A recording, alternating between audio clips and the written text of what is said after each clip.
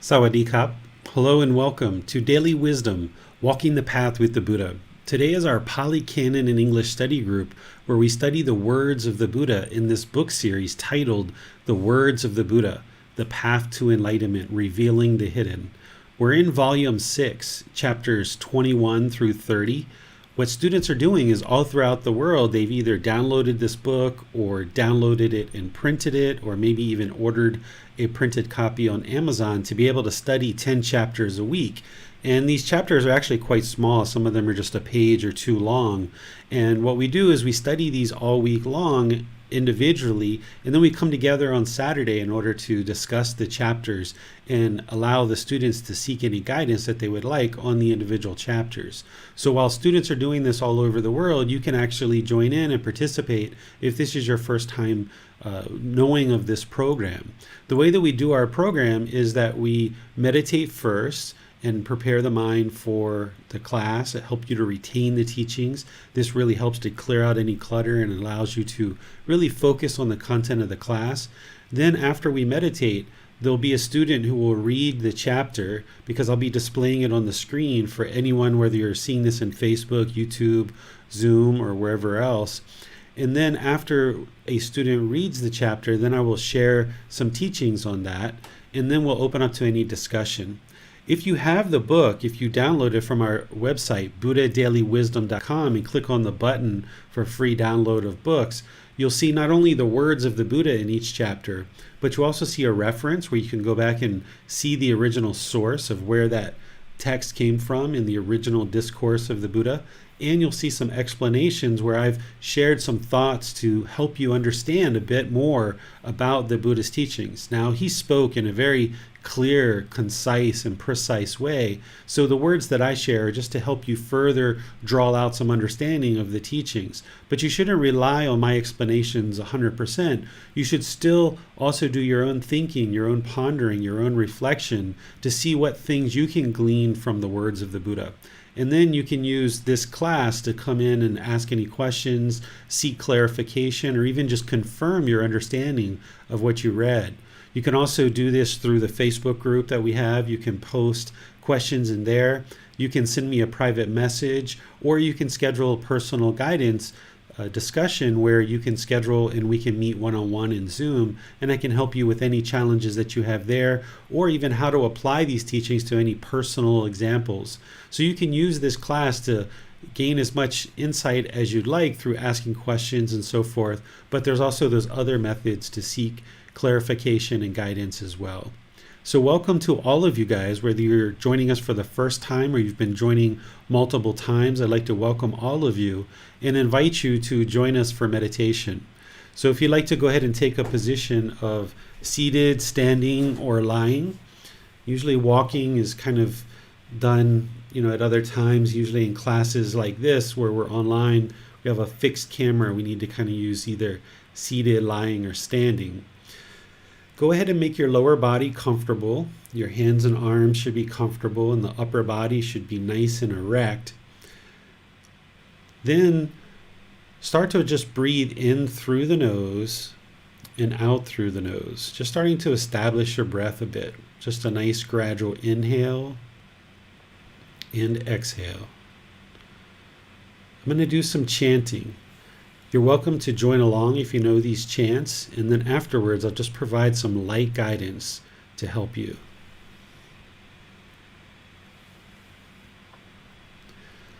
Arahang Samma Sambuddho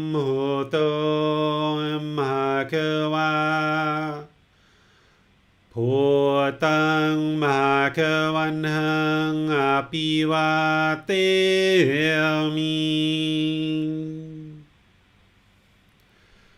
Savakhato Bhagavata Tammo Dhammang Namasami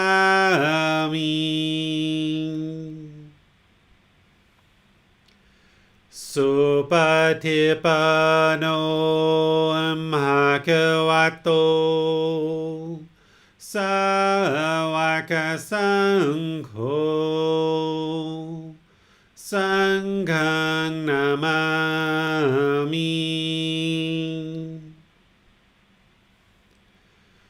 Namo tassa bhagavato arahato samma sambuddhassa. Namo tassa bhagavato arahato samma sambuddhassa. Namo tassa bhagavato arahato samma sambuddhassa. Iti piso bhagava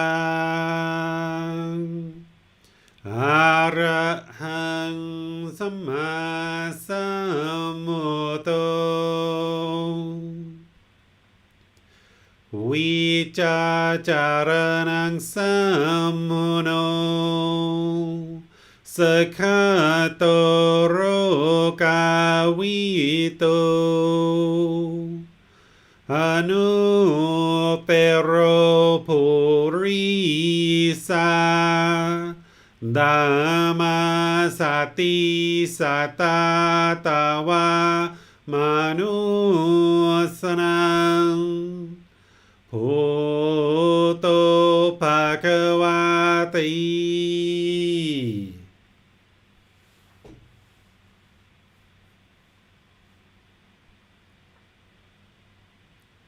Okay, you should be breathing in through the nose and out through the nose. The breath shouldn't be controlled or forced, just a nice natural inhale through the nose at your own pace, wherever you get to that. And then whenever you're ready, exhale out through the nose. Nice, gradual exhale. Breathing in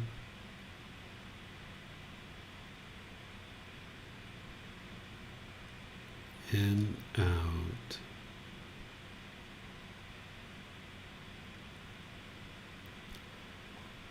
As you're establishing the breath, start fixating the mind on the sound of the breath or the sensation of air moving into the nose.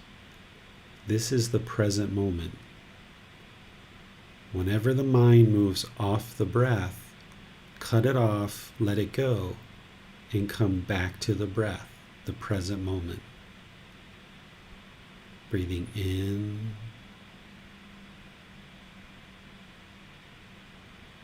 and out. I'm going to let you do this work now. I'm just going to be quiet, focusing the mind on the breath, and any time when it's not on the breath, cut that off, let it go, and come back to the breath, the present moment. Breathing in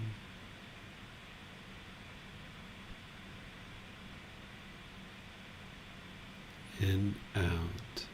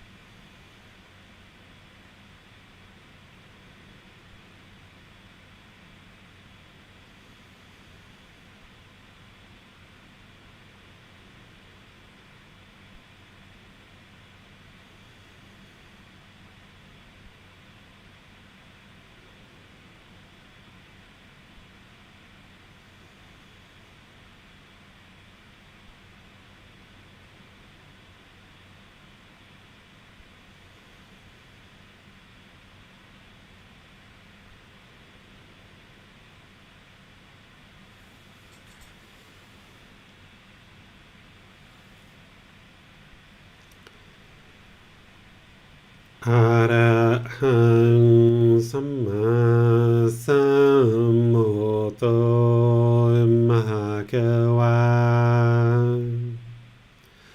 พุทธังมหะคะวันหังอภิวาเทมิสวากขาโตมหะคะวะตาธัมโม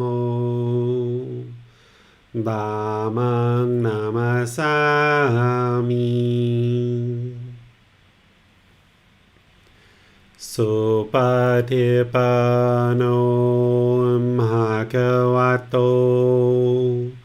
สาวกสังโฆสังฆังนามามินะโมตัสสะภะคะวะโตอะระหะโตสัมมาสัมพุทธัสสะนะโมตัสสะภะคะวะโตอะระหะโตสัมมาสัมพุทธัสสะนะโมตัสสะภะคะวะโต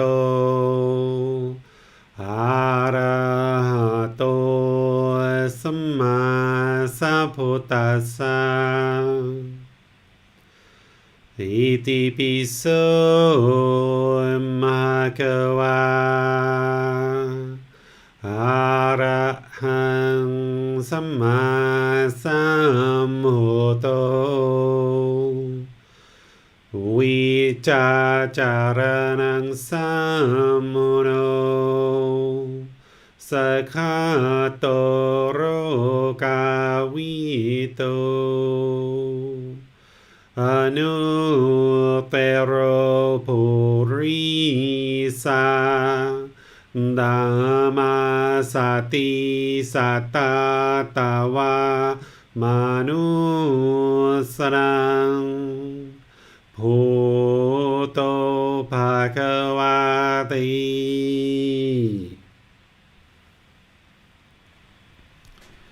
Okay, if you guys would like to slowly make your way out of meditation, you just do kind of a short meditation there at the beginning of this class, just to kind of prepare the mind a bit for learning. Of course, when you're doing your meditation, it's 2 or 3 sessions per day, building up to 30 minutes or more. That's the real goal of what you'd like to build up to. So here in these classes, we just do a little bit of meditation just to kind of prepare the mind a bit for class. So as I mentioned, the way that we do this class is the students will read a particular chapter, and then I'll share some teachings and then open up to any questions you guys might have on each individual chapter. So I'll just turn this over to all of you so that we can progress through chapters 21 through 30. Hello, teacher. Let's go to Qaeda for the first chapter. Thank you, Blossom. All that occurs without a cause or condition. Then, monks, I approached those ascetics and Brahmins who hold such a doctrine and view as this: whatever this person experiences, whether pleasure, pain, or neither pain nor pleasure, all that occurs without a cause or condition. And I said to them, is it true that you venerable ones hold such a doctrine in view? When I ask them this, they affirm it. Then I say to them, in such a case, it is without a cause or condition that you might destroy a life, take what is not given, indulge in sexual activity, speak falsehood, produce argumentative speech, speak harshly, indulge in idle chatter, that you might be full of longing, have a mind of ill will, and a hold of wrong view. Those who fall back on absence of cause and condition as the essential truth have no interest to do what should be done and to avoid doing what should not be done, nor do they make an effort in this respect. Since they do not apprehend as true and valid anything that should be done or should not be done, they are muddle-minded, they do not guard the mind, and even the personal designation aesthetic cannot be legitimately applied to them. All right, thank you, Kayla. So this is a continuation of a series of chapters that were in the last class, where the Buddha shares these three aspects of the natural law of Kamma, that if somebody truly views the world this way, or truly believes this, truly has this opinion, he's saying you're not even on the path to enlightenment, by saying, the personal designation of aesthetic could not be legitimately applied to them. And what he says in those previous chapters is, he says, if you believe that everything you're experiencing right now is based on the past and things that you did in the past, then you're not even on the path to enlightenment, because that means you have no ability to improve the condition of the mind and condition of your life, because everything was based on the past, and it's in the past and you can't change the past. So therefore you're just kind of subjected to whatever happens. This is wrong view. This isn't the way that things truly work based on the natural law of Kamma.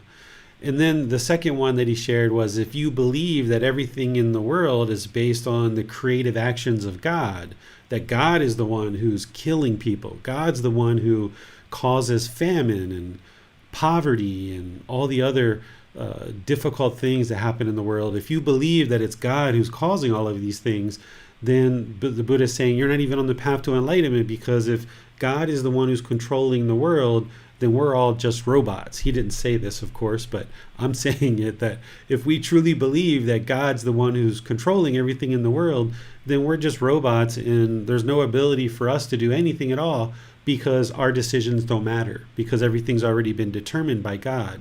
This is wrong view.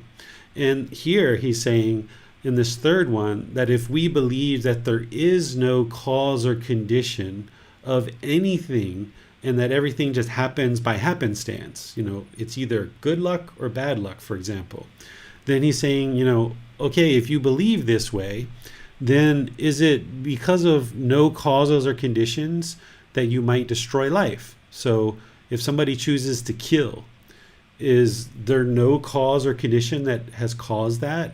Or if someone chooses to steal, is there no cause or condition that's created that? Or indulge in sexual activity, because remember, he's speaking to ordained practitioners here who have chosen to eliminate sexual activity. So if somebody chooses, once they're ordained, to indulge in sexual activity, is that because of no cause or condition? It just happened just by happenstance? Or speak falsehood, or produce argumentative speech, harsh speech, indulge in idle chatter? All of those things are based on a cause and condition. It's based on our own decisions, and our own craving, anger, and ignorance is what's causing these things to occur. And that's where he sums it up here at the end, where he says, based on longing, this longing is craving, desire, attachment. Is there no cause or condition that is causing the longing, the yearning, the craving, desire, attachment, the wants, the expectations? No, of course not. There is a cause and condition. It's called craving. It's a unwholesome root. It's a poison in the mind that we need to transform. Same thing with ill will. This is anger, ill will, hatred, right? There's a cause and condition for that. And then the same thing of wrong view. This is the ignorance or the unknowing of true reality. So those are the actual three things that lead to all the others. So if someone has longing, ill will, and wrong view, then they're going to destroy life, steal, have sexual misconduct, speak falsehoods, argumentative, harsh, idle chatter. These things are often coming from a mind that has craving, anger, and ignorance, or the unknowing of true reality. And when those pollutions of mind, those taints, those fetters exist in the mind, those defilements, then the Buddha is basically saying here that, this person is going to be muddle-minded. Muddle-minded is like lacking clear comprehension, not having clarity, not having focus, not having concentration. So someone who is doing any of those things that the Buddha mentioned in the previous paragraph, they're going to be muddle-minded. Where a person who has eliminated those from their practice, then the mind is going to be enlightened. If they've eliminated craving, anger, and ignorance, the mind is going to be enlightened. There's going to be focus. there's going to be concentration, there's going to be deep memory, and there's going to be clarity of mind, the opposite of muddle-minded. In this, person who does not guard the mind, whenever you see the Buddha talking about guarding the mind, he's talking about mindfulness or awareness of mind, specifically those 4 foundations of mindfulness. That's what guards the mind. When you have awareness of mind and you see the anger arising, you're guarding the mind and you can cut that off and let it go. But if you're not practicing right mindfulness, where you're aware of any discontentedness that's arising, then your mind is unguarded. You're just allowing whatever to arise. But when we're practicing right mindfulness, we're guarding the mind. And then when we're aware of any unwholesome aspects of the mind arising, we can cut that off and let it go. And this is someone who is on the path to enlightenment. So being an ascetic during the lifetime of the Buddha is being ordained or on this path to enlightenment.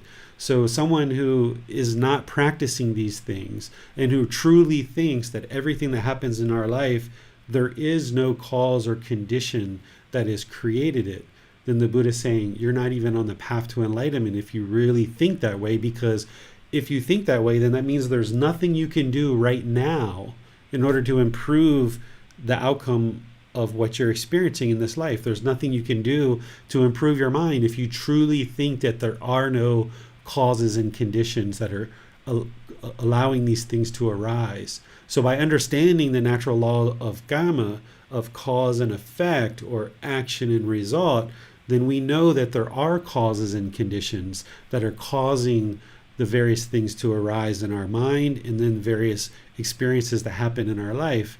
Namely, it's craving, anger, and ignorance, or the unknowing of true reality.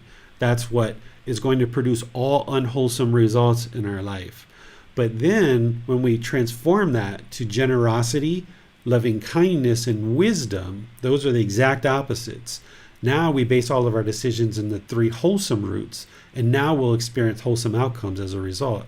So what this path is all about is transforming the mind away from craving, anger, and ignorance, and moving it towards generosity, loving kindness, and wisdom through eliminating the 10 fetters and building up your life practice that the Buddha lays out as part of the Eightfold Path.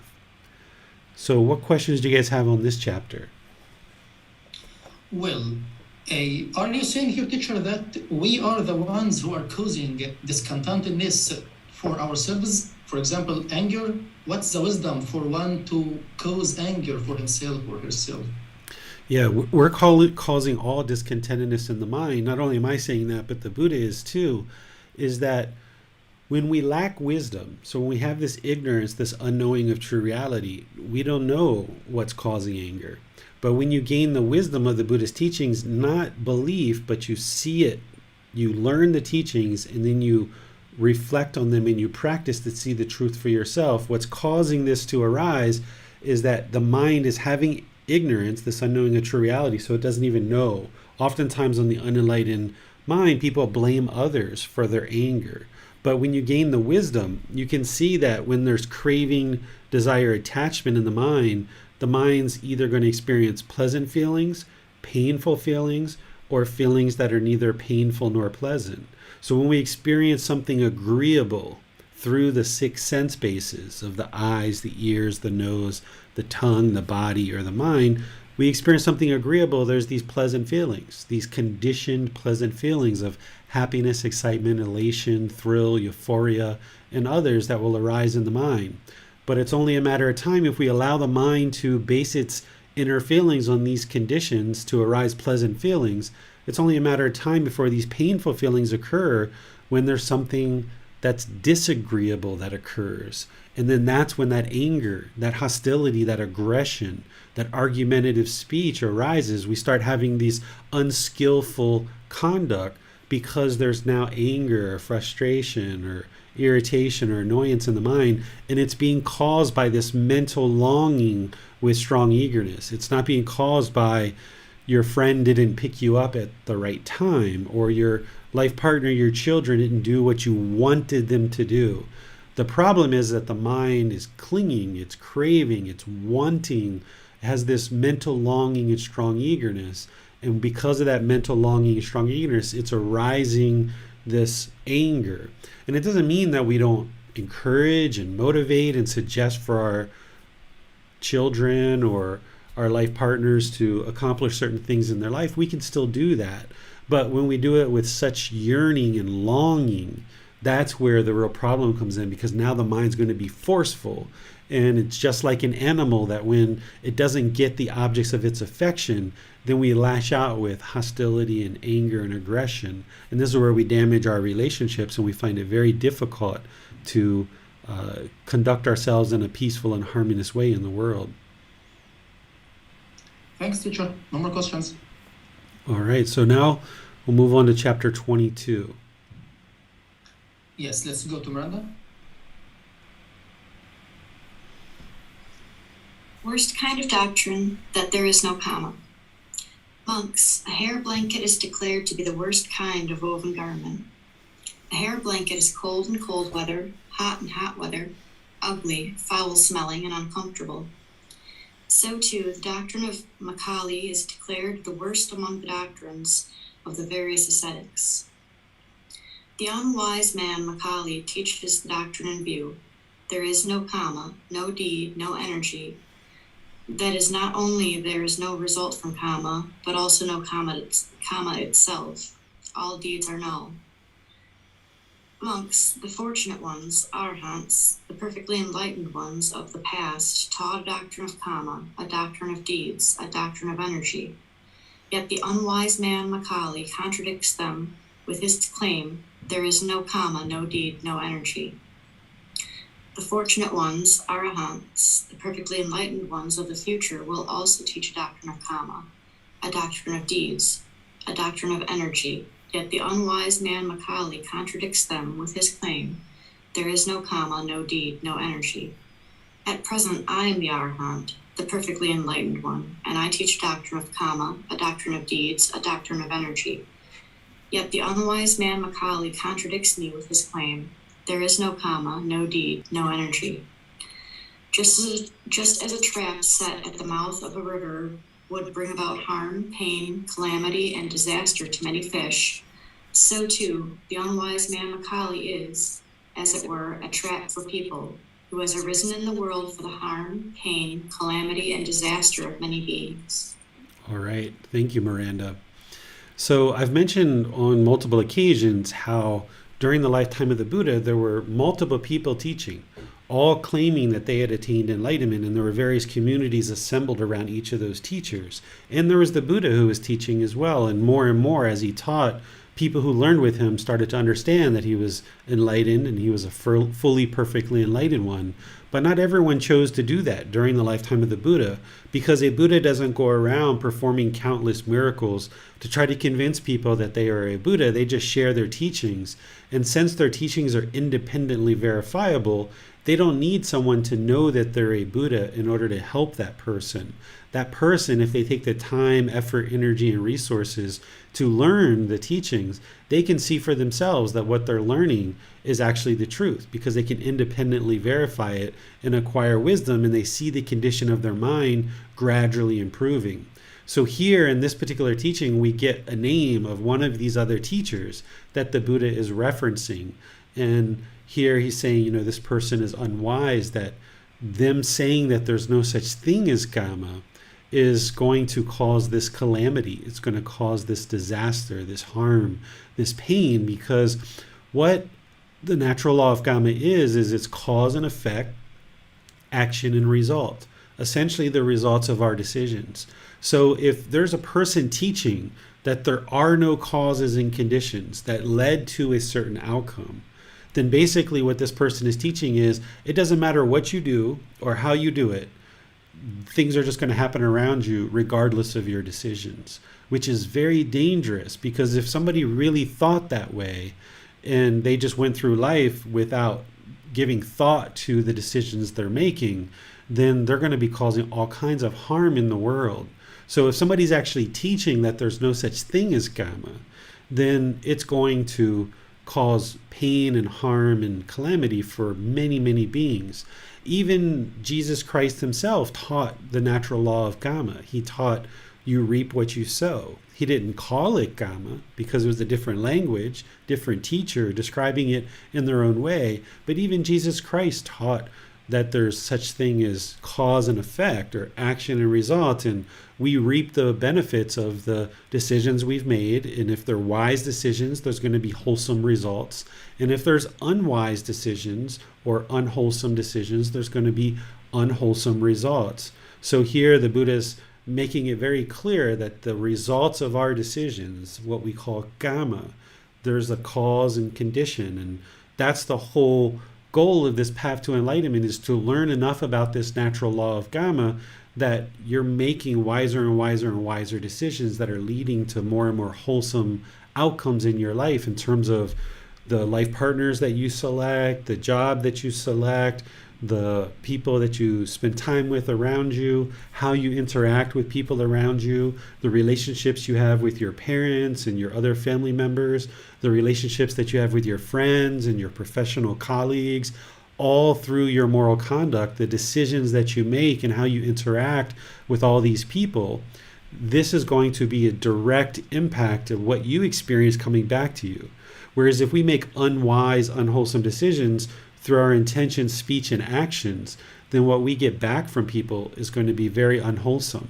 Where conversely, if we're wise about how we interact with people, making wholesome decisions through our intentions, speech, and actions, now what comes back to us is this politeness, kindness, friendliness, and respect, because that's what we put out, so that's what comes back to us. And it's very clear in the Buddhist teachings that he's exposing more and more of this natural law of Kamma as you progress on this path. And what you're really awakening to when you awaken to enlightenment, as you're gradually learning this natural law, and this awakening is essentially a gaining wisdom. You're acquiring wisdom.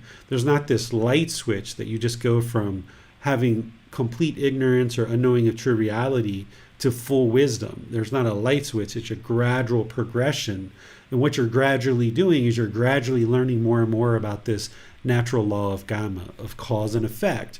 What are the causes and conditions that are wise and wholesome? Let me incorporate more of that into my life. And where I see these unwise and unwholesome decisions that the mind wants to make, because it still has craving, anger, and ignorance. If the mind is unenlightened, it still has that craving, anger, and ignorance. So where you see that the mind wants to make these unwholesome decisions, these unwise decisions, you cut that off and let it go. Spend some time reflecting so that you can make wise decisions based on generosity, loving kindness, and wisdom.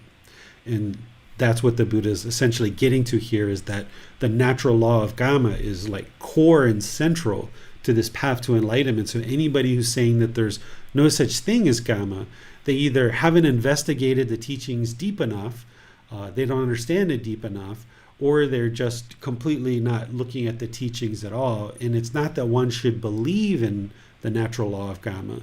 You should learn it, reflect on it, and then practice so that you can see the truth for yourself. And that's what this whole book and the whole path to enlightenment is really all about. Questions on this chapter? No question this time, teacher. Okay. Chapter 23. Result of Kamma is threefold. And what is the result of Kamma? The result of Kamma, I say, is threefold, to be experienced in this very life, or in the next rebirth, or on some subsequent occasion. This is called the result of Kamma. This, monks, is called action's fruit. Okay, so we saw this to a certain degree in a previous chapter. Essentially what the Buddha is saying is the decisions that we make that lead to some result, we're going to experience that result. We're going to experience that Kamma, either in this life right now that we're living, on our next rebirth, if we happen to be reborn, if we don't get to enlightenment, we're going to experience the results of decisions that we make right now in our next life, or we're going to experience it on some subsequent occasion, which means some rebirth after the next one. So with this understanding, what you can understand is you can't run and hide from your decisions. The decisions that you make, they're going to produce some result, and you can't run and hide from that. So once you understand that, a wise person would say, well, if every decision I make, wholesome or unwholesome, I'm going to experience the results of that, either in this life, the next rebirth, or some subsequent occasion. Let me work and apply effort to understand how to make the wisest, most wholesome decisions so that I can, experience wholesome results, but more importantly, experience enlightenment and escape this whole cycle of rebirth. Because I'm not interested in continuing to experience the harmful results of the unwise decisions and the unwholesome decisions that I'm making. Since I can't run and hide from the unwholesome decisions, the unwise decisions, I might as well figure this out now in this human life. Now that we've got this human birth, which is the ideal birth to be able to learn, reflect, and practice, cultivate the mind, and get to enlightenment. Since I've got this ideal birth, let me figure it out. Let me work towards this enlightened mental state, because anything unwholesome that I do, I'm going to experience the results of that. There's just no way around it. And that's essentially what this short little bit is explaining, that you're going to experience the results of every decision that you make. Well, does this mean that for us, finding these teachings and practicing them is our karma? Yes, it's a result of your decision. So as you guys know that have been studying this program, most of you guys have been learning with me for quite a while. And each time you choose to show up to class, each time you choose to pick up the book and read, each time you choose to meditate, each time you see the mind wanting to argue and be aggressive or hostile, which is maybe what you're used to in the past, and you cut that off and let that go. Every time you do these things, these are choices that you're making, which is improving your results. This is improving the results of your mind, improving your life. So every single thing that you're doing is a result of your decision. So at some point, you were in your life and you were like, you know what, I'd like to learn the Buddhist teachings, or I would like to learn how to meditate, or I would like to understand this whole enlightenment thing a little bit better. At some point, you gradually started moving in that direction, and you eventually found me as a teacher. You found these resources, these classes, and all these other things. And from there, it's been one decision after another to build up your wisdom, and thus use that wisdom to then train your mind and improve the condition of your mind in your life. So everything you're experiencing on this path, it's all a result of your decisions. What about the previous the previous unwholesome karma that we made in the past? Is there a way to clean this? Yes. So when you're off this path, you're making all kinds of decisions. Some may be, somewhat wholesome, but we're making a lot of unwholesome decisions when we're off this path because we don't know the wisdom of this path. And I call it, we're just walking through the forest, knocking down trees and burning up the forest because we don't know what we don't know. And we're making all those decisions. And then at some point we decide, okay, I'm going to start dedicating some time, effort, energy, and resources to this path. And then as you start learning this path, the Eightfold Path is guiding you how to make wiser and wiser decisions. It's not telling you what to do, but it's giving you this guidance of this natural law. And then within your own personality, your own character, your own free will, you're making decisions based on your understanding of this natural law of Kamma. And as you refine your understanding more and more, you're making more and more and more wholesome decisions. So you're, in effect, cleaning up your old decisions, your old Kamma, your unwholesome Kamma. As it's coming back to you now, you're starting to handle that differently. Where in the past, maybe before you were on this path, maybe your neighbor would come and say, hey, your trash is blowing all over your yard. Where in the past you might have got angry and hostile and been vindictive and talked harsh to this person. Maybe now you choose to function differently, and now you're cleaning up your Kamma. The way you clean up your Kamma is you can't go back and change what you did in the past. So all you can do is start producing new decisions that are all wholesome. So when we talked at the beginning of this book, we talked about wholesome Kamma and unwholesome Kamma. And we talked about new Kamma and old Kamma. So you've already made certain decisions in the past that are going to come back to you. certain wholesome decisions, but also certain number of unwholesome decisions as well. And as those unwholesome results are coming back to you, now you're going to have more wisdom to be able to handle that situation differently than you would have in the past. And the way you extinguish all your unwholesome Kamma, that is old Kamma, is now in the present moment, you only make decisions that are wholesome based on wisdom, so that your new Kamma is all wholesome. So now, gradually, but slowly but surely, you continue to make wiser and wiser decisions. This is one of the reasons why you need 2 years, 3 years, 4 years or more, depending on who the person is and the condition of their mind. You need this time to be able to experience all this Kamma coming back to you and now handle it in a different way. The way that I explain it is, if you had a garden hose and there was all this mud in the garden hose, the way you clear out the mud of the garden hose is you put all this pure water in the garden hose and you flush out all the mud. But as you're putting that pure water into the garden hose, it's going to spit some dirty water, and then it's going to spit some clean water, and then it's going to spit a whole bunch of dirty water, and then some clean water, and then some dirty water and clean. And eventually, when you put enough clean water into the garden hose, you're going to get all clean, pure water coming out of the garden hose. So it's the same thing. When you get on this path, you've got a garden hose full of mud. And now, as you ramp up your wisdom of this path, you start putting more and more pure water into this garden hose. And it's going to spit mud for a while. It's going to spit mud, but you're going to get these little glimpses of pure water coming out of the garden hose. And as you go throughout many months and years, putting enough pure water into this garden hose, then eventually it's going to have all pure water coming out, because you've only been putting in pure water. So therefore, there's only going to be pure water coming out the other end. But as you're ramping up your practice and getting closer and closer to practicing the Eightfold Path perfectly in the ideal way, you're still making some unwholesome decisions. Even though you're on this path, there's still certain things that you don't quite have 100% wisdom of yet, or you don't have 100% control over the mind yet, because you just haven't been at it long enough. So it's not like there's this clean cutover from having dirty water in the hose to immediately putting pure water. There's kind of like some dirty water being put into this garden hose as you're ramping up your practice. But once you ramp your practice up and you get to that first stage of enlightenment, like we talked about in the previous book, that's where, wow, you're really putting some pure water into the garden hose at this point.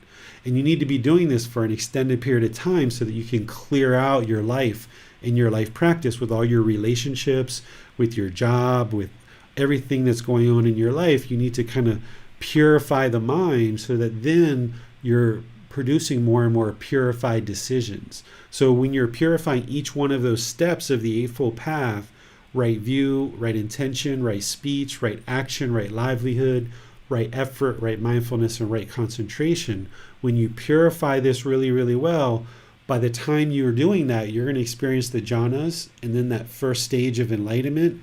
And then that's where things are really starting to happen really wonderful, because your discontentedness has significantly diminished. You've significantly diminished craving, anger, and ignorance. And now you're just kind of making the journey all the way to the rest of the journey, which is to that fourth stage as an Arahant. And this is where I talked about getting to that first stage of enlightenment is like getting to base camp at Mount Everest. You do all this work for many, many years to figure out what tent, what boots, what clothes, what food, what supplies, what backpack. You condition the body and the mind and the lungs and all these things. And you finally make your way to base camp at Mount Everest. You've got everything you need, but you still got to get to the summit. And that takes some planning and some more effort. You haven't really made it to the top yet, but you've got everything you need at base camp. So that first stage of enlightenment is like getting to base camp.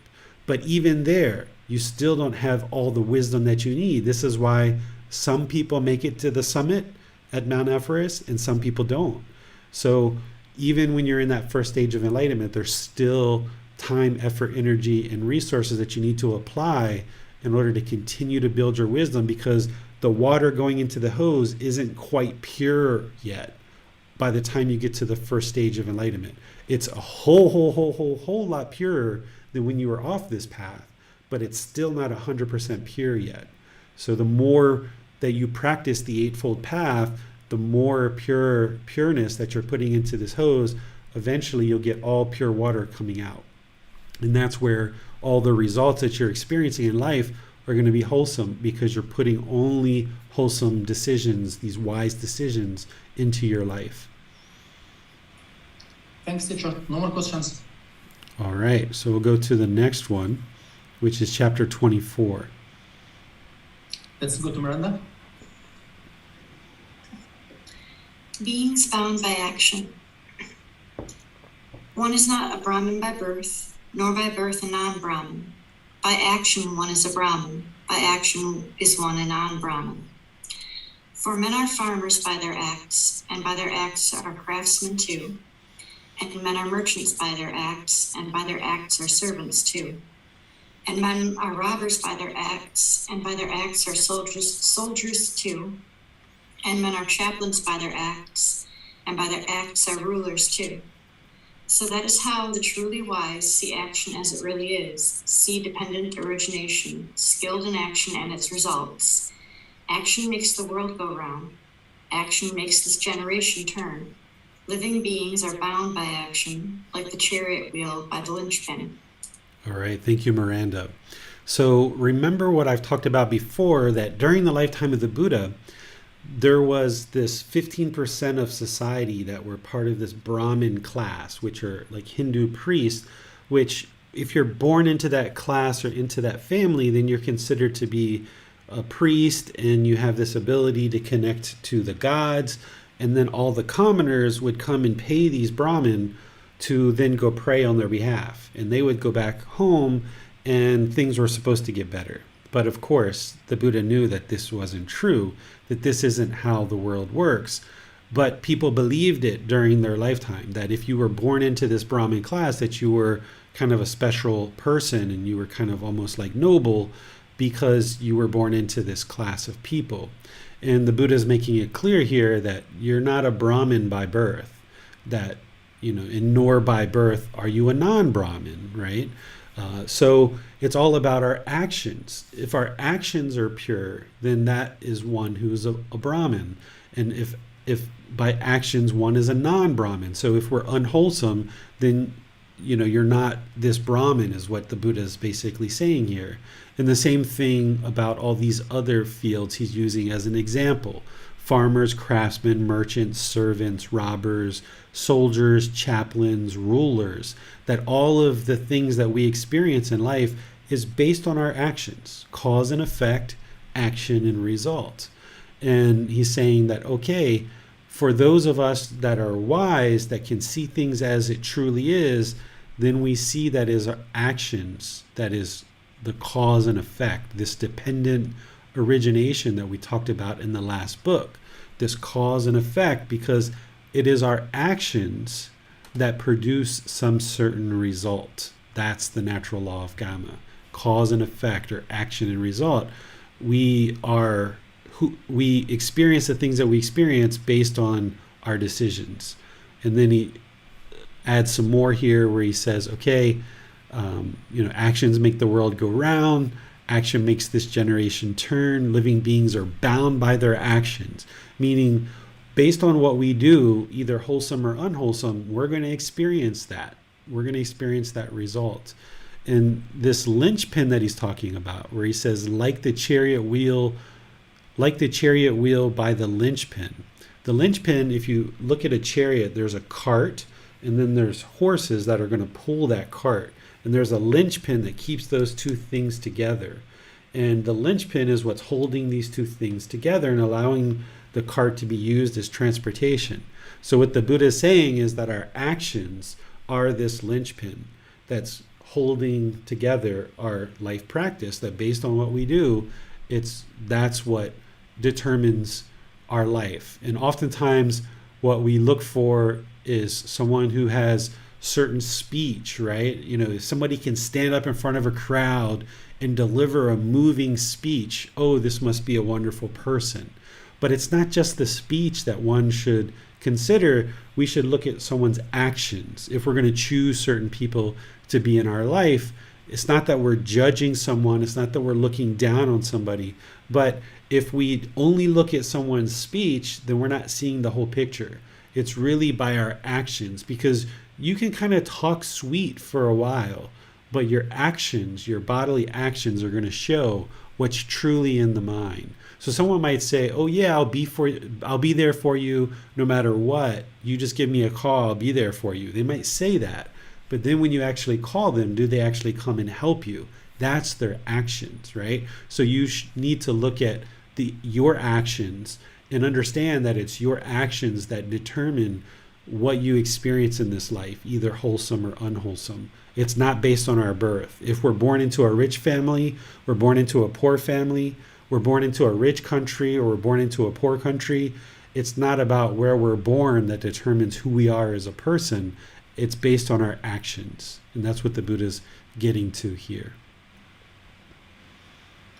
Well, so anyone is able to walk the path to enlightenment. There is no prerequisites for progressing to enlightenment.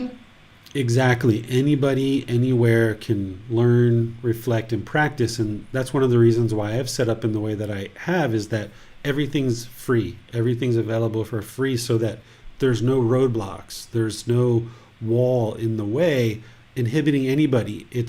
There's still some challenges, right? Because there's people in certain places that they don't have a mobile phone. They don't have a computer or electronic device. They don't even have money to buy data for their phone. Even if they have a phone, they might not have money to buy the data to download or to participate in these classes. So there's kind of like barriers like that, right? And there's also time barriers where there's some people that are just living meal to meal to meal. They don't have time to think about, am I going to attend class on Saturday and learn about the Buddhist teachings? I'm busy just trying to find my next meal, right? There's these kind of people that have unfortunate circumstances in the world that we should have compassion for these beings.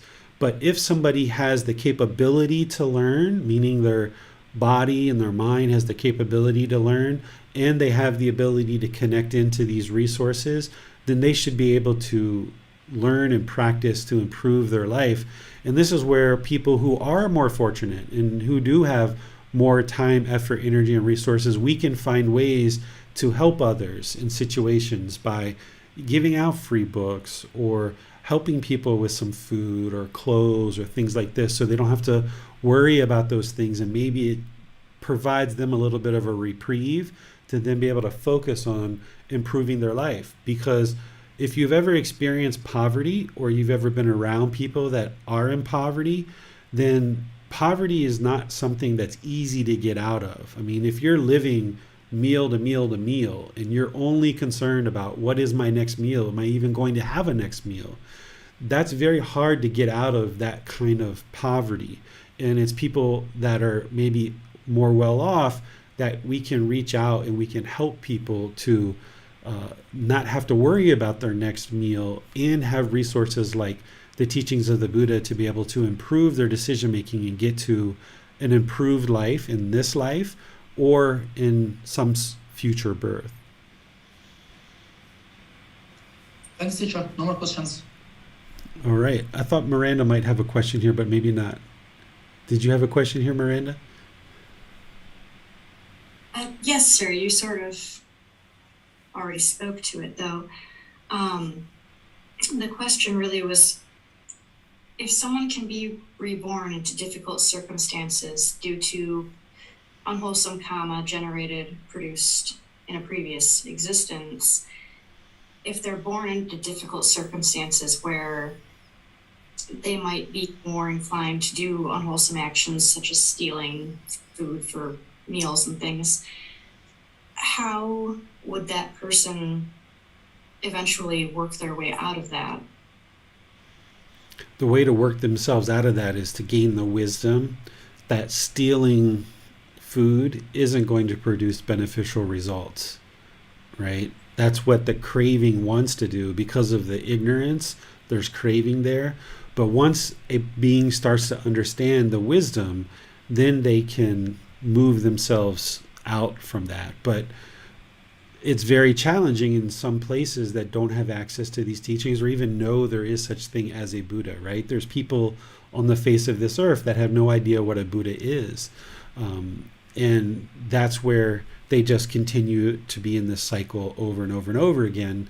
And eventually, if they're going to be reborn enough to eventually get into a better, improved birth. But there's people that are more fortunate that do understand these teachings, and that we have more resources available to us, that we can make these teachings available to people who don't otherwise have the ability to learn. So like the retreat that we're doing in America this summer, we're setting it up in such a way that anybody can come to the retreat. You know, there's donations that are being collected in order to host the retreat, but we're making the retreat open to anybody and everybody who would like to attend. These are the kind of things that we can do as a community of people, is make these teachings available without a need to have any particular level of income or anything like that. So we don't go out on street corners and beat drums and try to force people to learn and practice these teachings. But when we are sharing these teachings, we can make them available to people in ways that they don't have to have an extra burden of a financial cost, for example, in order to learn these teachings. So that's why all the books are free, all the classes are free, all the retreats that I do are free, all those kind of things, because they're being supported by people who have a little bit more fortune, a little bit more ability. They can provide donations, and then those donations go to help all of us to come together, but also anybody who is lacking resources, they can come to the event as well, or come into these classes and things like that. So the wisdom of the Buddha is what's going to help these beings ultimately get out of this whole cycle of rebirth. But for some people, depending on their level of poverty and their level of understanding, they may not even be aware of these teachings yet.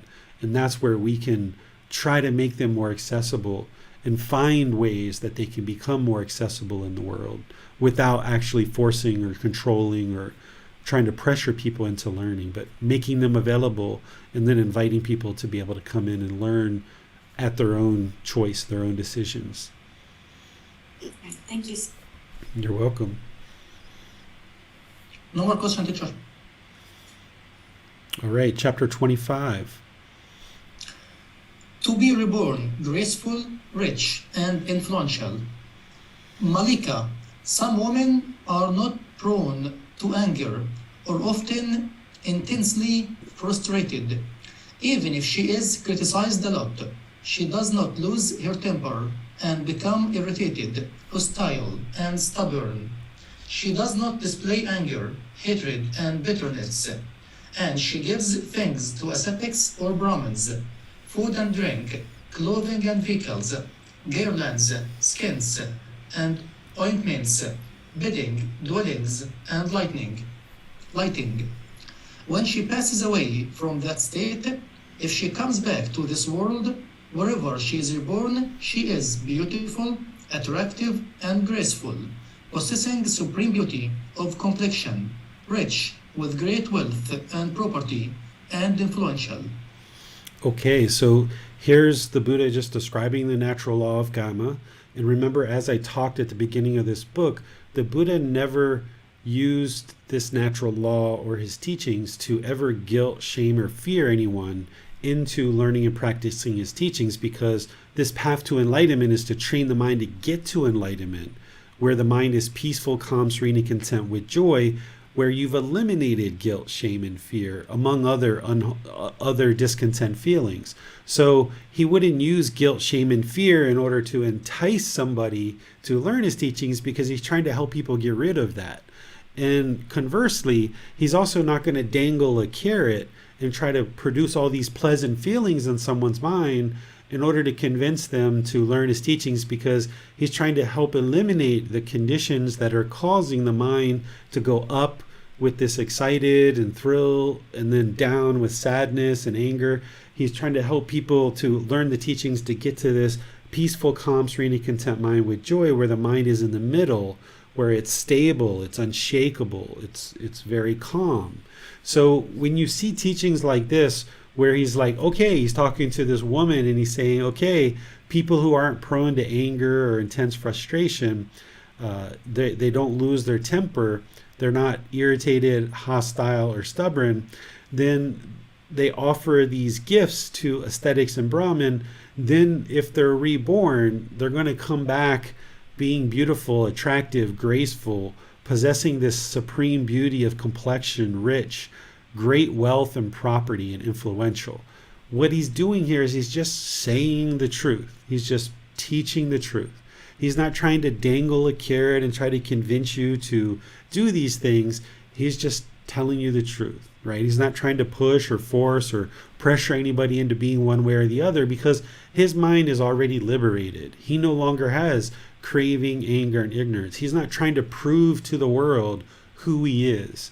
A Buddha is a Buddha. They already know that they're a Buddha. Their mind is peaceful, calm, serene, and content with joy. They're not trying to prove anything to anybody.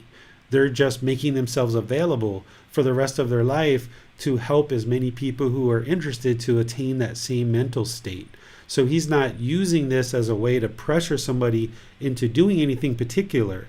He's just helping you to understand the natural law of Kamma, that if you aren't a person who has anger, intense frustration, if you don't lose your temper, if you're not irritated, hostile, stubborn, if you don't display anger, hatred, and bitterness, and you make gifts to ascetics and Brahmin or teachers, people who are sharing these good, wholesome teachings into the world, then what he's saying is if that person is reborn, they're going to be reborn in this better destination, right? And this is how somebody, Miranda, goes from living a very difficult life to improving their results in this life, but also in future lives as well, should they need to be reborn.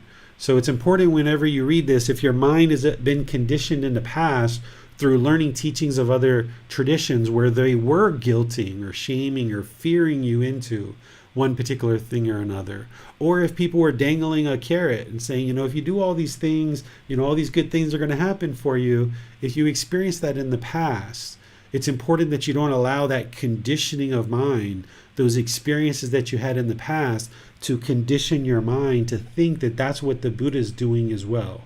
So even though you experience this with other people in your life, maybe, where they were guilt, shame, fearing, or dangling a carrot towards you to practice certain teachings, don't allow your mind to take that same experience and now attribute it to the Buddha. And that's what he's doing as well, because that's the conditioning of mind.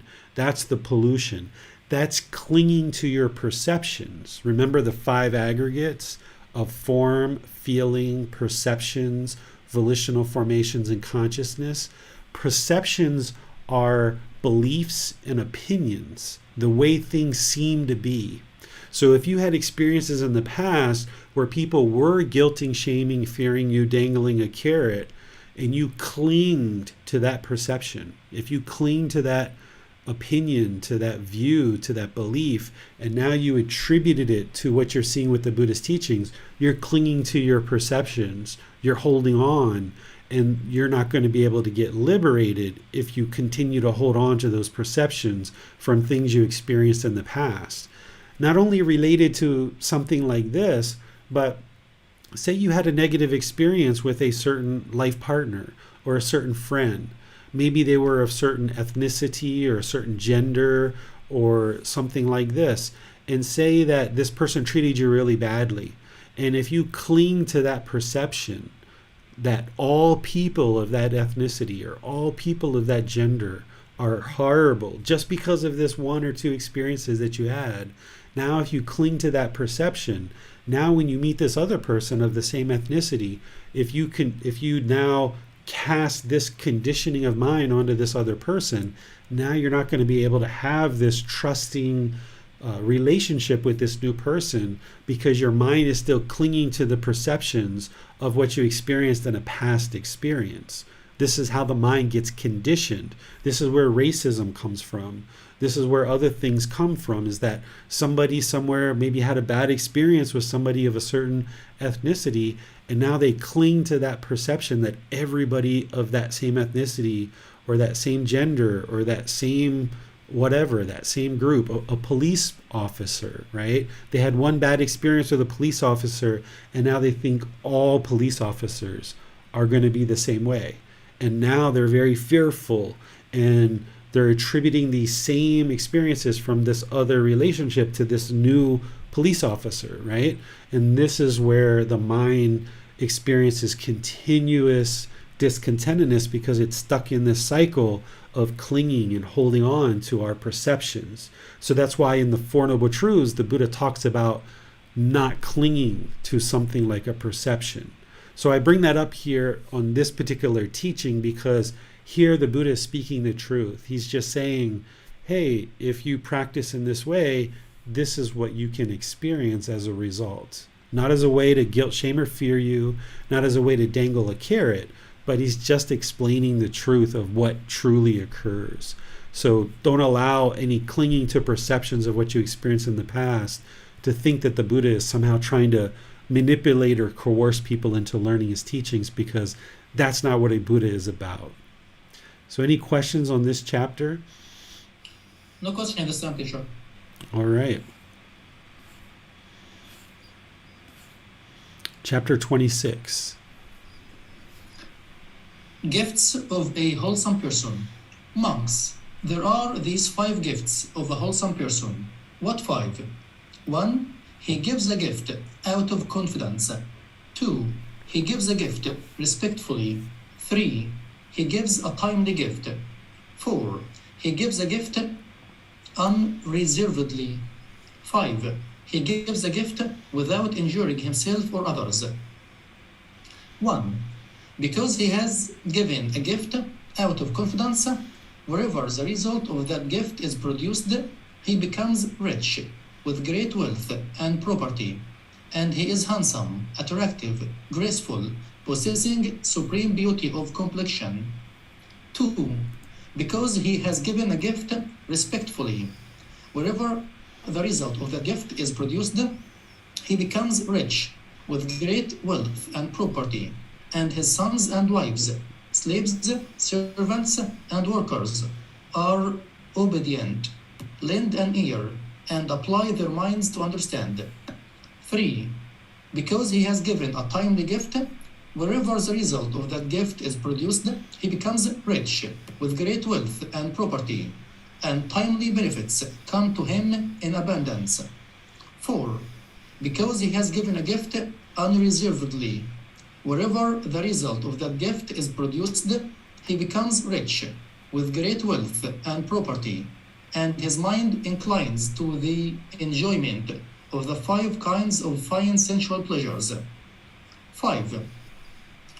Because he has given a gift without injuring himself or others, wherever the result of that gift is produced, he becomes rich, with great wealth and property, and no damage comes to his property from any source, whether from fire, floods, kings, thieves, or displeasing heirs. These are the 5 gifts of a wholesome person. All right, thank you, Basam. So as you guys have learned in other parts of the Buddhist teachings, giving gifts and practicing generosity, where you're giving and sharing, is a important component of the path to enlightenment, because the primary thing that's causing discontentedness in the mind is this craving, desire, attachment. The mind's holding on. So by practicing breathing mindfulness meditation, but also practicing generosity, it trains the mind to let go through giving and sharing. And this is very beneficial for the mind. So the Buddha teaches how to give a gift, and he talks about it extensively. The volume 13 of this book series is devoted to generosity and helping you understand all the different teachings the Buddha has around generosity, because it helps us to train the mind to eliminate craving, desire, attachment. It's a major component of this path to enlightenment. And we can give gifts of time, effort, energy, and resources, right? We can share with people our food, we can share our time, we can share all different aspects of things. Of course, we need to also maintain our own ability to sustain our life, but we can also share with others as well. So the Buddha here is talking about 5 aspects of giving that a wholesome person would ensure that they're practicing as part of their giving and sharing, as part of their generosity. So he talks about confidence, being respectful, giving a timely gift, giving unreservedly, and without injuring himself or others. We can talk about any one of these that you guys would like. Oftentimes people ask about, what does it mean to give a gift without injuring himself or others? What this means is finding that middle way, right? If you were just giving without any thought, and then your own family didn't have the necessities to sustain their life, you would be injuring yourself or others, right? Or if you were going out and robbing people in order to give gifts to your teacher who's sharing the teachings of the Buddha with you, that would be injuring yourself or others, right? So you need to find this middle way. And the Buddha talks in other parts of his teachings about how any wealth that you acquire, you should ensure that you, your life partner, your children, your employees, basically these people are whole first. Then you should make sure like your relatives and people like this are whole. And then lastly, as you go through this whole list, he talks about himself, like making offerings to ascetics and Brahmin, teachers, people who are sharing these teachings. This is kind of like last, that you should kind of make offerings and share and give to all of these other people, ensuring that everyone else is whole before you actually get to sharing with your teacher, for example. Because if you weren't whole, if you didn't have the ability to sustain your own life, then how could you ever take care of other people? So oftentimes we're taught in the world that it's selfish to take care of ourselves, but this isn't true. If you wouldn't take care of your own food, water, clothing, shelter, and medical care, how could you ever take care of anybody else? Because you don't have the things that you need to sustain your life. So that's what he's talking about here when he's talking about giving a gift without injuring himself or others. And if you guys have any questions on any of these others, just let me know. Seems that Miranda has a question. Let's go to her. Yes, sir. The first one, it's unclear what that means, giving a gift out of confidence. Sure. So the Buddha has another teaching where he says, when you give a gift, you should be joyful before you give the gift. And then while you're giving the gift, you should be content and joyful and calm, have a calm mind while you're giving the gift. And then after you've given a gift, you should also be joyful at that point too. And essentially this is the confidence, that you have confidence that the person you're giving the gift to, that's a person that you would like to give the gift to, and that you're joyful kind of before, during, and after the gift. Where if before the gift you're like, I'm not really sure if I should give a gift to this person or not, do they really deserve it? Is it somebody that I should really give a gift? Your mind isn't confident. You're kind of wavering. And then while you're actually giving the gift, the same thing. If your mind's not calm and peaceful and joyful, then that means that it's probably not, the mind's not confident.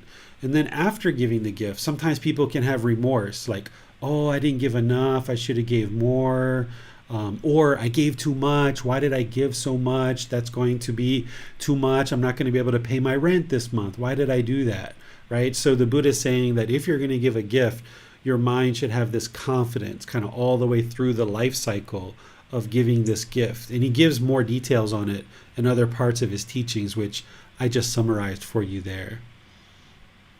Thank you, sir. You're welcome. No more question, teacher. All right.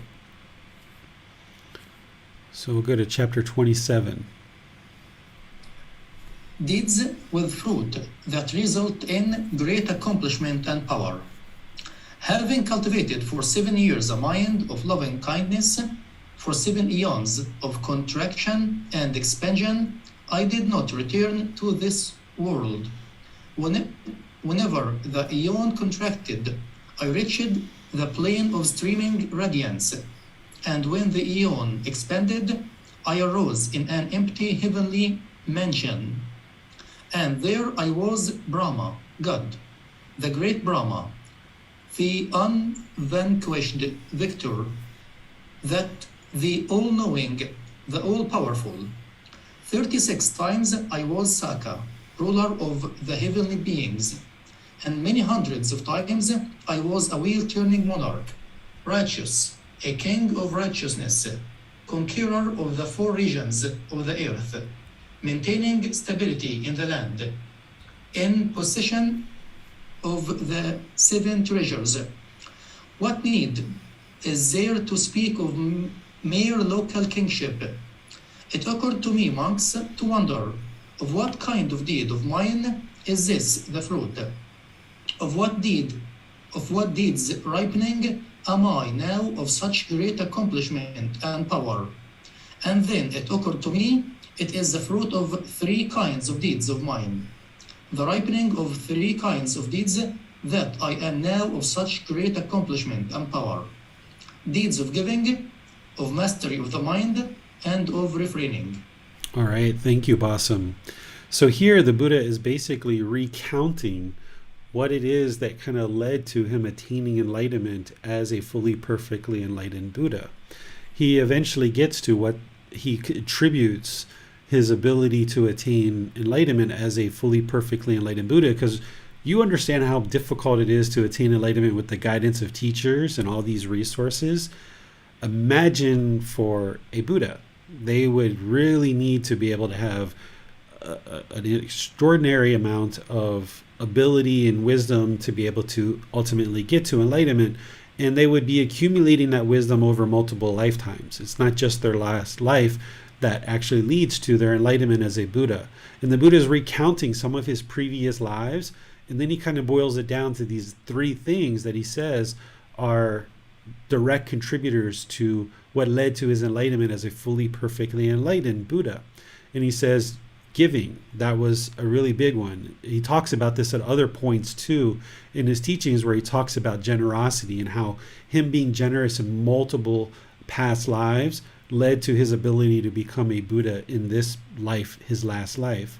This mastery of mind, being able to have mental discipline and controlling the mind, and then refraining from, unwholesome things like killing and stealing, sexual misconduct, and lying, and substances that cause heedlessness and things like that. So these are the 3 things that the Buddha is saying, these actions are what have led to his ability to attain enlightenment in this life, but he was accumulating those over multiple lives, because back here he talks about having cultivated loving kindness for 7 years, right? Because we know his journey to enlightenment was basically 6 years. And he's saying, he cultivated loving kindness for 7 years. And that could have been prior to him going on this journey or what have you. We don't exactly know from just this. 7 eons. What an eon is an immeasurable amount of time. 1 eon, the Buddha talks about it not even being calculable, that you can't really measure an eon.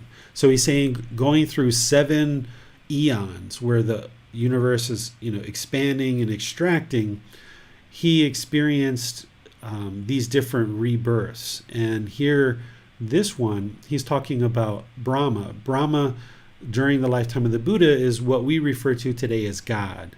And during the lifetime of the Buddha, there were multiple gods that were being discussed. But this great Brahma, this is what we refer to as God.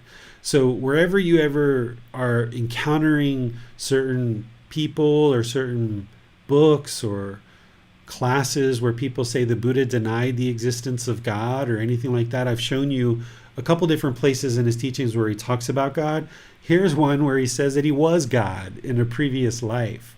Now, I have a feeling that what he's really talking about here is that he could look out at the world as if he is God. This kind of makes it sound like, he says, "And there I was, Brahma, the great Brahma, the unvanquished victor, the all-knowing, the all-powerful." I think what he's saying here is a Buddha has the ability to look out at the world as if they are God, but they aren't God. They aren't a God. They're a human being. So I have a feeling that's what he's saying here. So anytime you ever see anybody that says the Buddha denied the existence of God, it's just not true, because here's just one place out of many places where he talks about great Brahma in God. And then he talks here that 36 times in previous lives, he was this ruler of the heavenly beings. And then many hundreds of times, he was a wheel-turning monarch. And he was this king. And then here he says, what is there to speak of a mere local kingship? There's some people that say that the Buddha wasn't a prince, that he wasn't destined to become a king. They say that he was something else, that his father was elected leader of a certain region of the world, and the Buddha wasn't a prince. Well, here, this is what he's saying, what's to speak of this mere local kingship, that he was destined to become a king, right? He was a prince, destined to become a king, and he stepped down away from that. So he's saying, what is there to speak of this mere local kingship that he was about to inherit, when he's already been 36 times, he's been the ruler of heavenly beings. He's already been a wheel-turning monarch multiple times, which is a king. He's already experienced those things. So what does he care, essentially, about this mere local kingship, right? He could give that up because he's already experienced those things. So here, what his life has resulted in is ripening in this great accomplishment and power of a Buddha.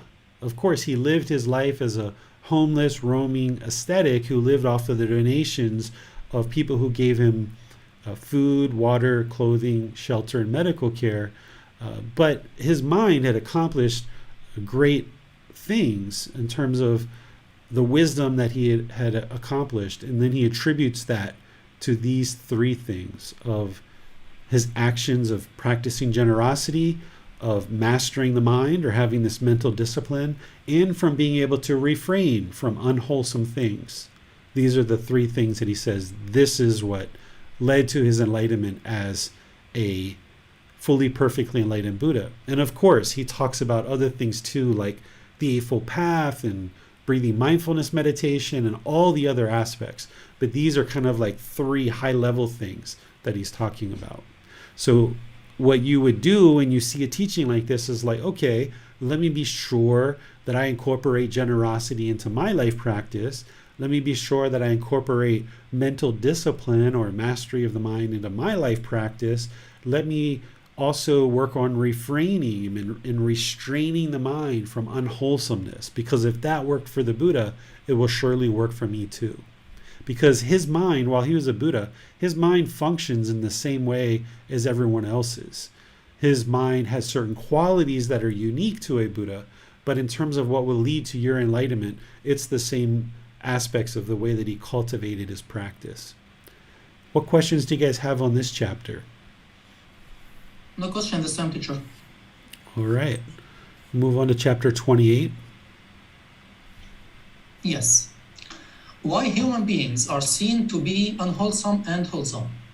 Then the Brahmin student Subha, Todaya's son, went to the perfectly enlightened one and exchanged greetings with him.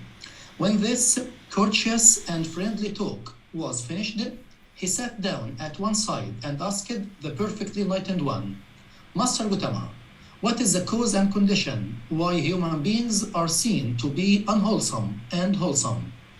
For people are seen to be short-lived and long-lived, sickly and healthy, ugly and beautiful, uninfluential and influential, poor and wealthy, low-born and high-born, unwise and wise. What is the cause and condition, Master Gotama, why human beings are seen to be unwholesome and wholesome? Student, beings are owners of their actions, heirs of their actions.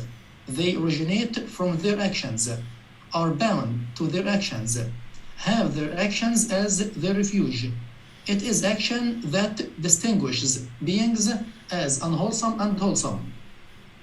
I do not understand in detail the meaning of Master Gotama's statement.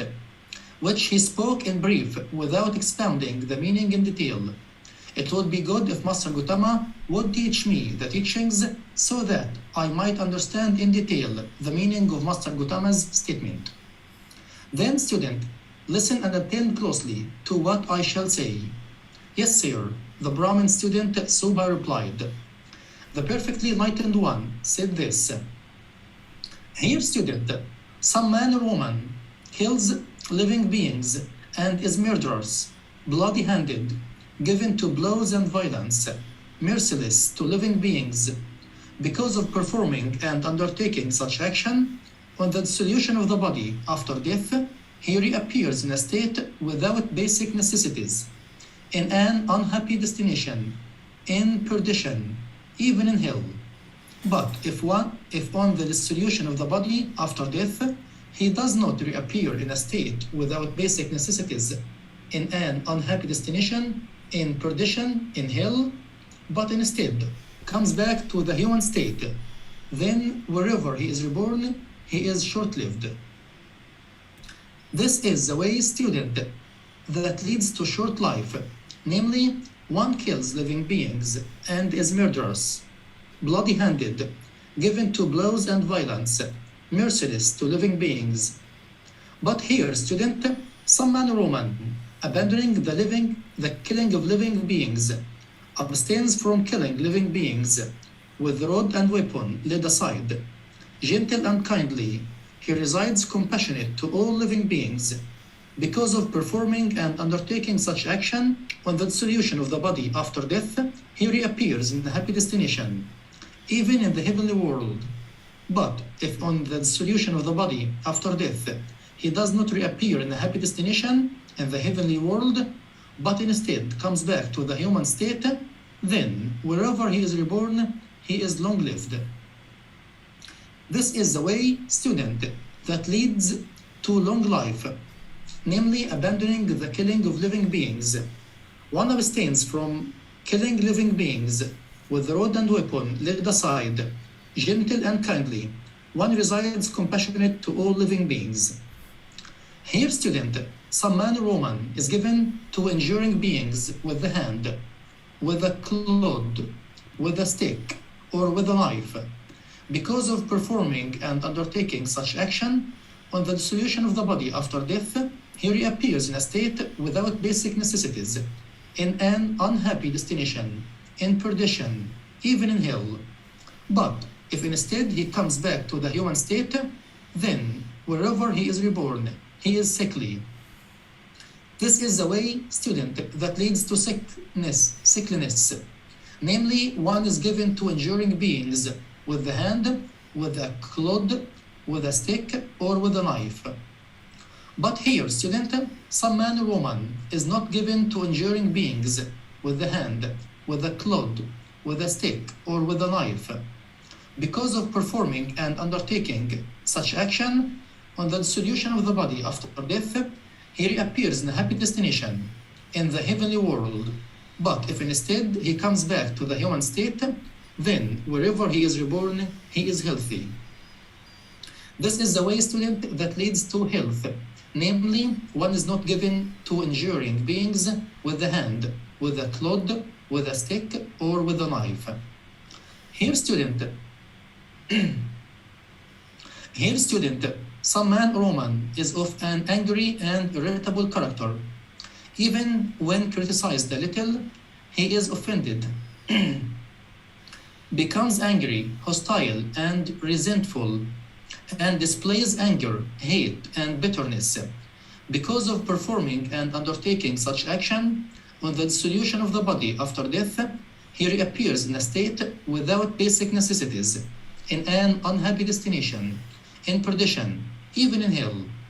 But if instead he comes back to the human state, then wherever he is reborn, he is ugly. This is the way, student, that leads to ugliness. Namely, one is of an angry and irritable character. Even when criticized a little, he is offended, becomes angry, hostile, and resentful, and displays anger, hate, and bitterness. But here, student, some man or woman is not of an angry and irritable character. Even when criticized a little, he is not offended, does not become angry, hostile, and resentful, and does not display anger, hate, and bitterness. Because of performing and undertaking such action on the dissolution of the body after death, he reappears in a happy destination in the heavenly world. But if instead he comes back to the human state, then wherever he is reborn, he is beautiful. This is the way, student, that leads to being beautiful. Namely, one is not of an angry and irritable character. Even when criticized a little, he is not offended, does not become angry, hostile, and resentful, and does not display anger, hate, and bitterness.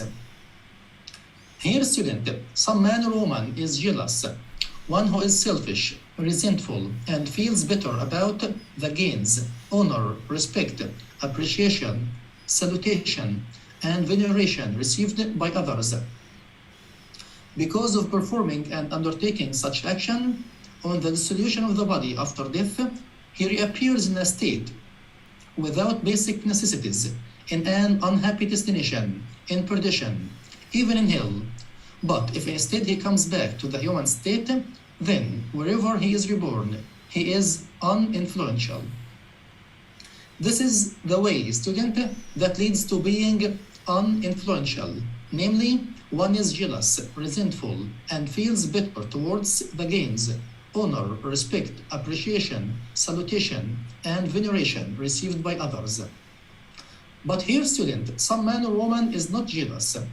One who is not selfish, resentful, and feels bitter about the gains, honor, respect, appreciation, salutation, and veneration received by others. Because of performing and undertaking such action on the dissolution of the body after death, he reappears in a happy destination in the heavenly world. But if instead he comes back to the human state, then wherever he is reborn, he is influential. This is the way, student, that leads to being influential. Namely, one is not jealous, resentful, and feels bitter towards the gains, honor, respect, appreciation, salutation, and veneration received by others. Here, student, some man or woman does not give food, drink, clothing, carriages, garlands, skins, ointments, beds, dwelling, and lamps to ascetics and Brahmins. Because of performing and undertaking such action on the dissolution of the body after death, he reappears in a state without basic necessities, in perdition, even in hell. But if instead he comes back to the human state, then wherever he is reborn, he is poor. This is the way, student, that leads to poverty. Namely, one does not give food, drink, clothing, carries garlands, skins, ointments, beds, dwelling, and lamps to ascetics and Brahmins. But here, student, some man or woman gives food, drink, clothing, carries garlands, skins, ointments, beds, dwelling, and lamps to ascetics or Brahmins. Because of performing and undertaking such action on the dissolution of the body after death, he reappears in a happy destination in the heavenly world. But if instead he comes back to the human state, then wherever he is reborn, he is wealthy. This is the way, student, that leads to wealth. Namely, one gives food, drink, clothing, carries garlands, skins, ointments, beds, dwelling, and lamps to ascetics or Brahmins. Here, student, some man or woman is stubborn and arrogant. He does not pay homage, respect, to one who should receive homage, respect, does not rise up for one in whose presence he should rise up, does not offer a seat to one who deserves a seat, does not make a way for one for whom he should make a way, and does not honor, respect, appreciate, and venerate one who should be honored, respected, appreciated, and venerated. Because of performing and undertaking such action on the dissolution of the body after death, he reappears in a state without basic necessities, in perdition, even in hell. But if instead he comes back to the human state, then wherever he is reborn, he is low-born. This is a way, student, that leads to low birth, namely, one is stubborn and arrogant. He does not pay homage, respect to one who should receive homage, respect, does not rise up for one in whose presence he should rise up, does not offer a seat to one who deserves a seat, does not make a way for one for whom he should make way, and does not honor, respect, appreciate, and venerate one who should be honored, respected, appreciated, and venerated. But here, student, some man or woman is not stubborn and arrogant. He pays homage, respect to one who should receive homage, respect, rises up for one in whose presence he should rise up, offers a seat to one who deserves a seat, makes way for one for whom he should make way, and honors, respects, appreciates, and venerates one who should be honored, respected, appreciated, and venerated. Because of performing and undertaking such action on the dissolution of the body after death, he reappears in a happy destination in the heavenly world. But if instead he comes back to the human state, then wherever he is reborn, he is high-born. This is the way, student, that leads to high birth. Namely, one is not stubborn and arrogant. He pays homage, respect to one who should receive homage, respect, rises up for one in whose presence he should rise up, offers a seat to one who deserves a seat, makes way for one for whom he should make way, and honors, respects, appreciates, and venerates one who should be honored, respected, appreciated, and venerated. Here, student, some man or woman does not visit an ascetic or a Brahmin and ask, Venerable Sir, what is wholesome? What is unwholesome? What is blamable? What is blameless? What should be cultivated? What should not be cultivated? What kind of action would lead to my harm and discontentedness for a long time? What kind of action will lead to my welfare and peacefulness for a long time? Because of performing and undertaking such action on the dissolution of the body after death, he reappears in a state without basic necessities, in perdition, even in hell. But if instead he comes back to the human state, then wherever he is reborn, he is unwise. This is the way, student, that leads to being unwise, namely, one does not visit an ascetic or a Brahmin and ask such questions. But here, student, some man or woman visits an ascetic or a Brahmin and asks, Venerable Sir, what is wholesome? What kind of action will lead to my welfare and peacefulness for a long time? Because of performing and undertaking such action on the dissolution of the body after death, he reappears in a happy destination in the heavenly world. But if instead he comes back to the human state, then wherever he is reborn, he is wise. This is the way, student, that leads to wisdom. Namely, one visits an ascetic or Brahmin and asks such questions. Thus, student, the way that leads to short life makes people short-lived. The way that leads to long life makes people long-lived. The way that leads to sickliness makes people sickly. The way that leads to health makes people healthy. The way that leads to ugliness makes people ugly. The way that leads to being beautiful makes people beautiful. The way that leads to being uninfluential makes people uninfluential. The way that leads to being influential makes people influential. The way that leads to poverty makes people poor. The way that leads to wealth makes people wealthy. The way that leads to low birth makes people low-born. The way that leads to high birth makes people high-born. The way that leads to unwise makes people unwise. The way that leads to wisdom makes people wise. Beings are owners of their actions. Student, heirs of their actions. They originate from their actions, are bound to their actions, have their actions as their refuge. It is action that distinguishes beings as unwholesome and wholesome. When this was said, the Brahmin student Subha, Tudeya's son, said to the perfectly enlightened one, Magnificent Master Gotama, magnificent Master Gotama. Master Gotama has made the teachings clear in many ways, as though he were turning upright what had been overturned, revealing what was hidden, showing the way to one who was lost, or holding up a lamp in the dark for those with eyesight to see forms. I go to Master Gotama for refuge, and to the teachings, and to the community of monks.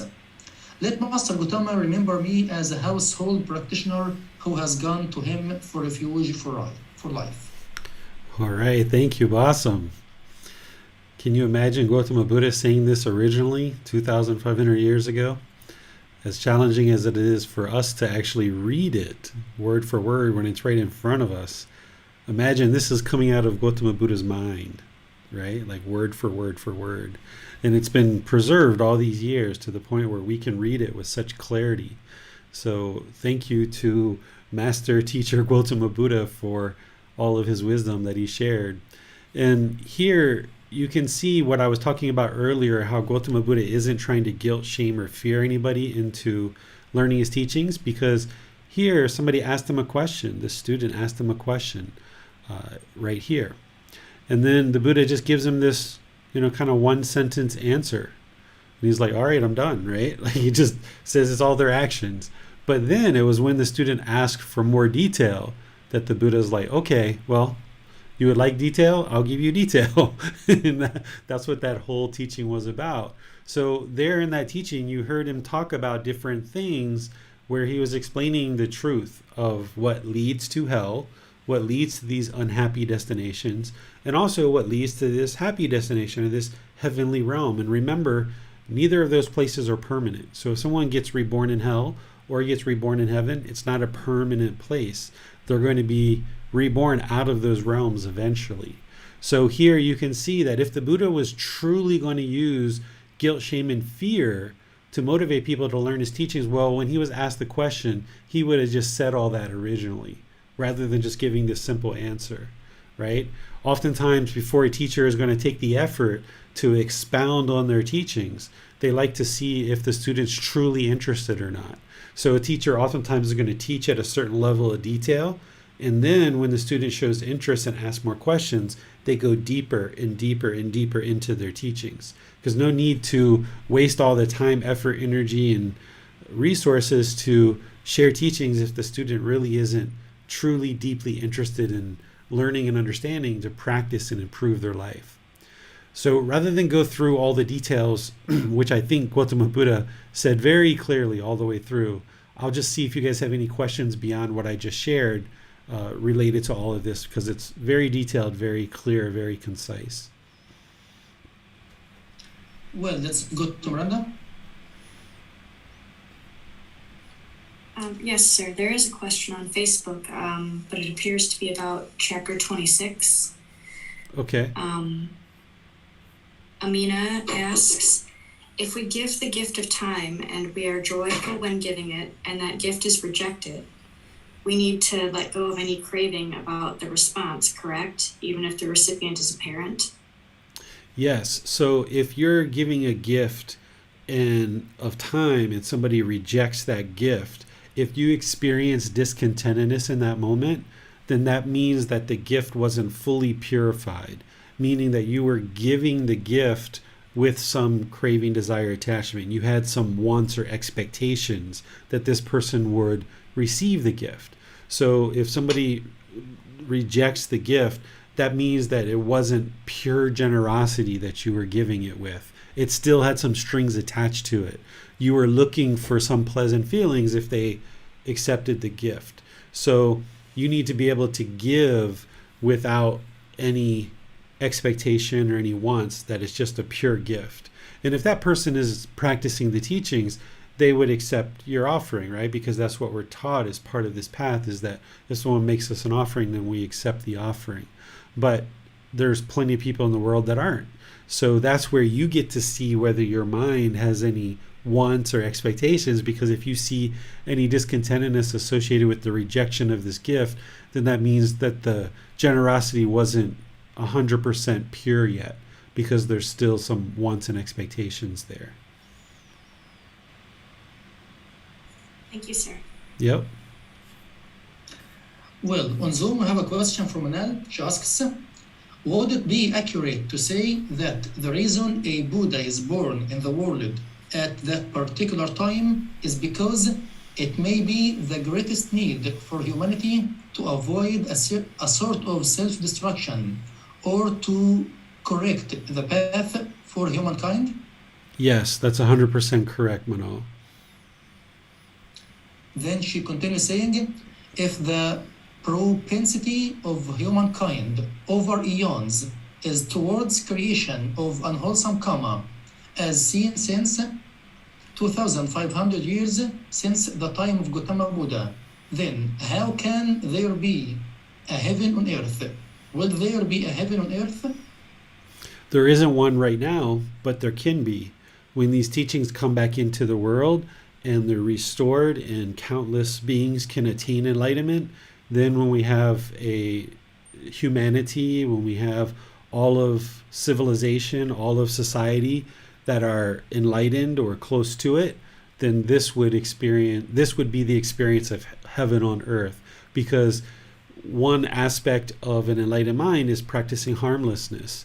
Right now, you only need to spend 5 minutes on Facebook and see the derogatory harshness, hostility, aggression, the arrogance, the ego, the pride, the judging and measuring and comparing, the constant bickering and arguing of all of humanity, just completely devolving into this darkness of badgering each other and degrading each other in certain places within Facebook.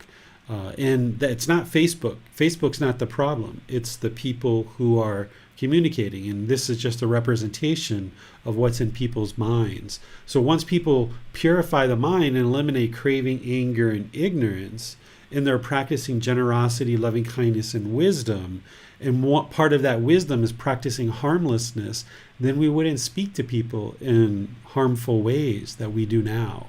We wouldn't have these cravings to get our own selfish desires met. And when those selfish desires aren't met, then there's this anger and hostility that comes out. A population of people who are either enlightened or close to enlightenment, they will ask for things, they will have suggestions, they will make requests, and then if those things can't be fulfilled, they're not going to arise this anger and hostility directed at people just because they didn't get their way, right? This is what we see a lot in the world today. But it's all based on craving, anger, and ignorance. It's not because these people are necessarily bad people. It's just because the mind has this unknowing of true reality and it's functioning through this craving, anger, and ignorance rather than through generosity, loving kindness, and wisdom. So in order to have a world that is heaven on earth, which we will probably never see, if you do the work in this life to get to enlightenment, you will never see a world that is heaven on earth because you will have escaped the cycle of rebirth and you won't come back to this world. But it's based on what we do in this lifetime to restore these teachings back into the world, that other people after us will be able to continue to share these teachings in the world and ultimately create heaven on earth 1,000 years from now, or 500 years from now, or 5,000 years from now. Who knows when that's going to actually occur? But you can get to the point where your mind is peaceful, calm, serene, content with joy, experiencing your own heaven on earth, even though other beings are suffering and having discontentedness and there's all kinds of harm going on in the world. You can get to a point where your mind is liberated and you're experiencing that peaceful, calm, serene, content mind with joy in this life. Other people won't be experiencing that necessarily, but you can. But by the time we get to all of humanity doing that, it's probably going to be 1,000 years, 5,000 years from now, who knows? But the work that we're doing right now in this lifetime, by working on our own enlightenment, is contributing to the ability of these teachings coming into the world in such a way that there can be the potential to create heaven on earth at some point in the future. Thanks, teacher. No more questions. All right. So that was a very long discourse by the Buddha there. And now we're at chapter 29. So what I'm going to do with chapter 29, I'm not sure who was planning to read this, but this chapter is the Buddha describing what he did in order to be reborn into this life as a Buddha, and the various qualities of his physical appearance that were a direct result of things that he did in previous lives. Because we know that this physical body is a result of old Kamma. It's based on decisions we made in previous lives. So here he's giving a step-by-step 32 marks, that the 32 characteristics of his certain physical appearance that were all determined by his decisions in previous lives. So rather than go through this and read it, because it's quite long, is what I would like to do is just open up to any questions that you guys have. But for those of you guys that have read this, the way that you should read this is not that any Buddha is going to have these same 32 marks, but instead understand that this particular Buddha had these 32 characteristics, and he's giving you the qualities that he cultivated in his life practice in order for him to experience these in his last life. And it's not that you should aspire for these same physical characteristics, but instead, when you look at the qualities that he cultivated in the mind, that's what you should actually look to cultivate. So when he talks about here, unwavering and wholesome conduct, body, speech, and mind, in generosity, self-discipline, observance of the fast day, and honoring the parents, right? These are the kind of things, as you read through this, there's different things that he talks about that led to his rebirth in this last life as an actual Buddha. And those are the things that you should look to cultivate. Not that you necessarily need to have long fingers and toes, but look at what he's talking about in terms of being kind and compassionate, having friendship and sympathy for all living beings, things like this. Here, I'll open up to any questions you guys have without actually reading through this in its entirety. Doesn't appear to be any question for this chapter, teacher. Okay, so let's go to the last chapter for today's class, which is chapter 30. And we've actually studied this in another class as well earlier in the program, but this might be good just as a reminder and a refresher for you guys. The simile of a lump of salt. Monks, if one were to say thus, a person experiences Kamma in precisely the same way that he created it. In such a case, there could be no living of the spiritual life, and no opportunity would be seen for completely making an end of discontentedness. But if one were to say thus, when a person creates Kamma that is to be experienced in a particular way, he experiences its result precisely in that way. In such a case, the living of the spiritual life is possible, and an opportunity is seen for completely making an end of discontentedness.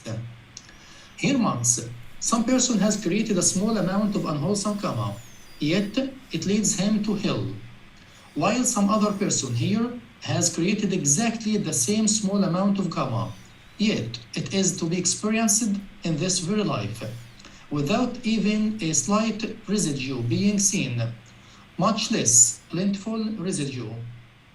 What kind of person creates a small amount of unwholesome Kamma that leads him to hell?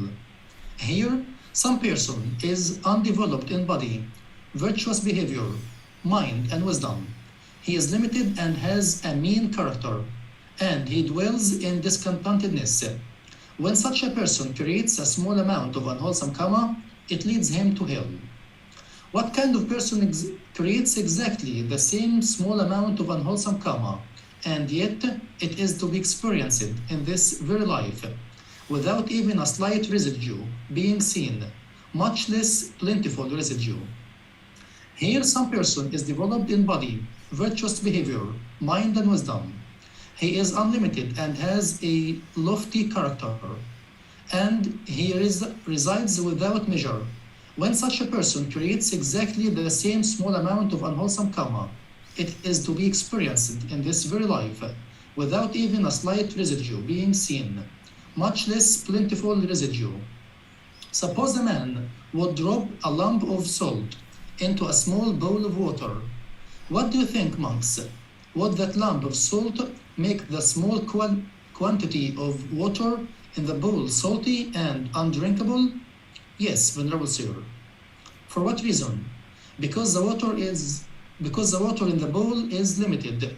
Thus, that lump of salt would make it salty and undrinkable. But suppose a man would drop a lump of salt into the river Ganges. What do you think, monks? Would that lump of salt make the river Ganges become salty and undrinkable? No, Venerable Sir. For what reason? Because the river Ganges contains a large volume of water. Thus, that lump of salt would not make it salty and undrinkable. So too, monks. Some person here has created a small amount of unwholesome karma, yet it leads him to hell, while some other person here has created exactly the same small amount of karma, yet it is to be experienced in this very life, without even a slight residue being seen, much less abundant residue. Here, monks, someone is imprisoned for stealing half a kahapana or 100 kahapanas, while someone else is not imprisoned for stealing the same amount of money. What kind of person is imprisoned for stealing half a kahapana or 100 kahapanas? Here, someone is poor, with little property and wealth. Such a person is imprisoned for stealing half a kahapana or 100 kahapanas. What kind of person is not imprisoned for stealing half a kahapana or 100 kahapanas? Here someone is rich, with much money and wealth. Such a person is not imprisoned for stealing half a kahapana or 100 kahapanas. So too, monks, some person has created a small amount of unwholesome karma, yet it leads him to hell, while some other person here has created exactly the same small amount of karma, yet it is to be experienced in this very life, without even a slight residue being seen, much less abundant residue. Monks, take the case of a sheep merchant or butcher who can execute, imprison, fine, or otherwise penalize someone who has stolen one of his sheep, but cannot do so to someone else who has stolen his sheep. What kind of person can the sheep merchant or butcher execute, imprison, fine, or otherwise penalize for stealing a sheep? One who is poor, with little property and wealth. The sheep merchant or butcher can execute, imprison, fine, or otherwise penalize such a person for stealing a sheep. What kind of person cannot the sheep merchant or butcher execute, imprison, fine, or otherwise penalize for stealing a sheep? One who is rich, with a lot of money and wealth, a king or royal minister.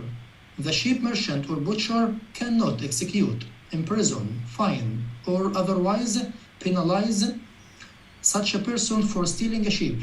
He can only plead with him, "Sir, return my sheep or pay me for it."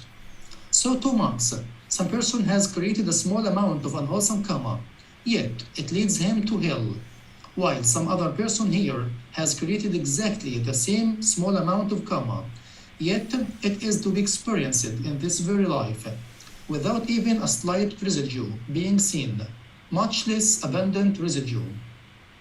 If, monks, one were to say thus, a person experiences karma in precisely the same way that he created it, in such a case there could be no living of the spiritual life, and no opportunity would be seen for completely making an end of discontentedness.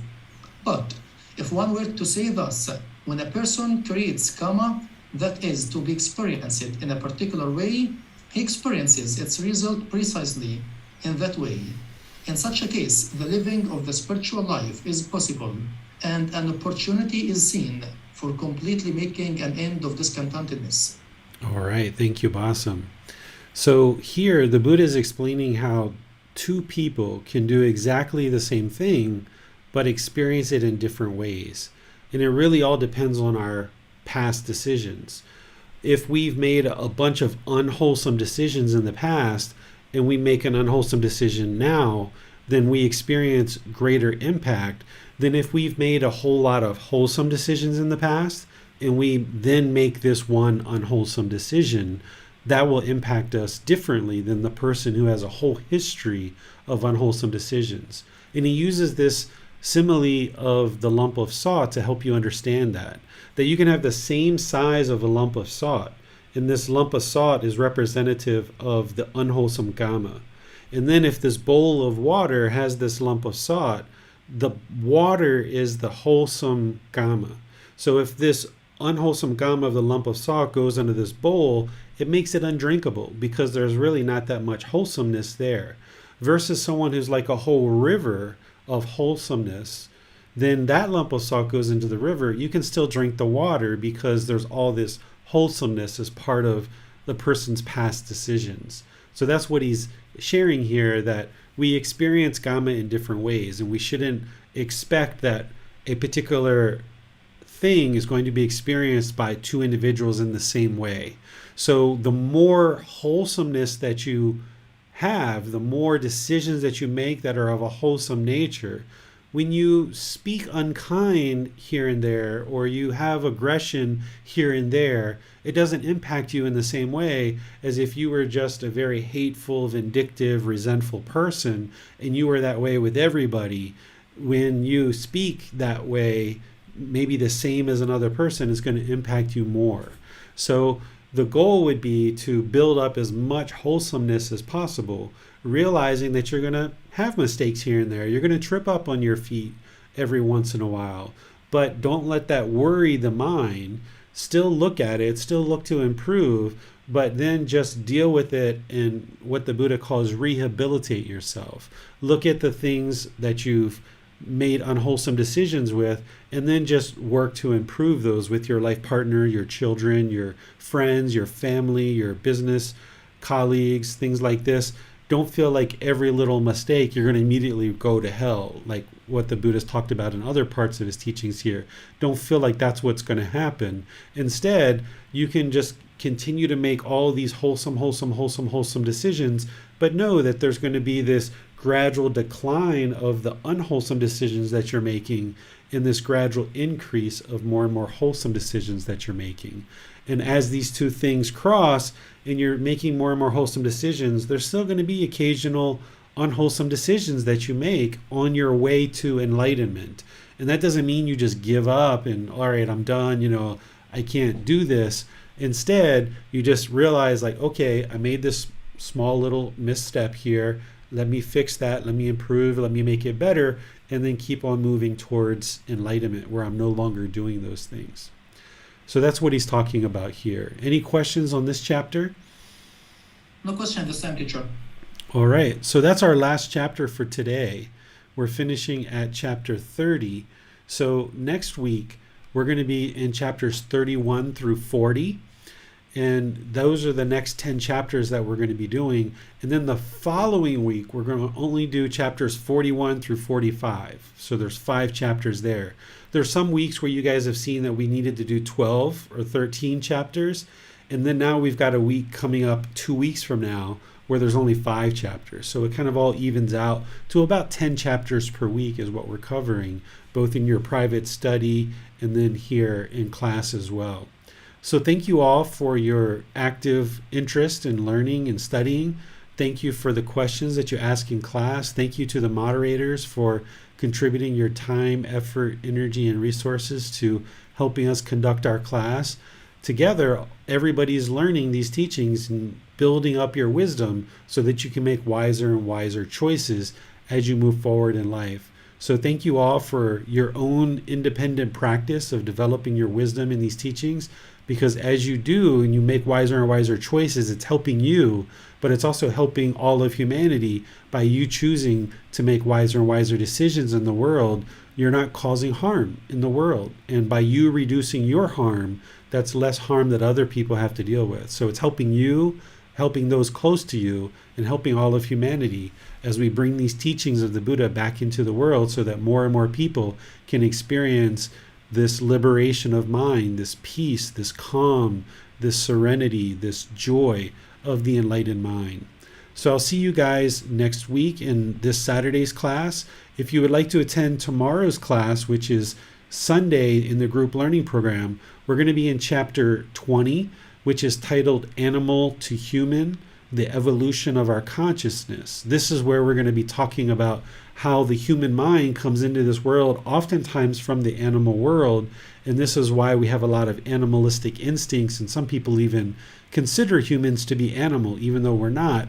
We oftentimes function like animals in the unenlightened state. So I'm going to help explain that to you and help you understand it as it relates to the evolution of our consciousness, of what we can do in this life to evolve to becoming a better and better human being. And we'll be talking about the cycle of rebirth in that class as well. So that'll be tomorrow at the same time in the group learning program. And then this Wednesday, we'll be doing loving kindness meditation together and opening up to any questions that you guys have about anything as it relates to this path to enlightenment. So I'll see you guys either next Saturday, perhaps Sunday, tomorrow, or Wednesday, maybe all of those days. Have a very lovely rest of your day. We'll see you next time. Sawadee ka.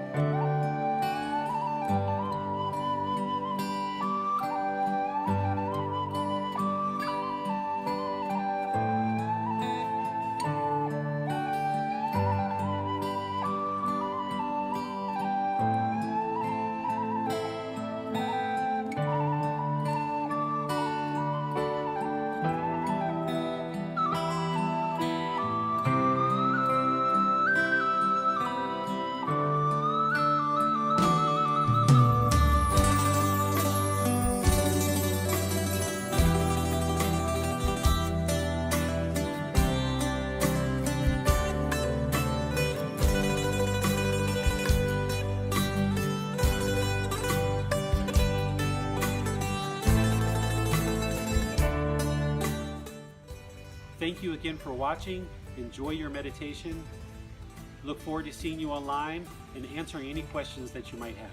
Thank you so much.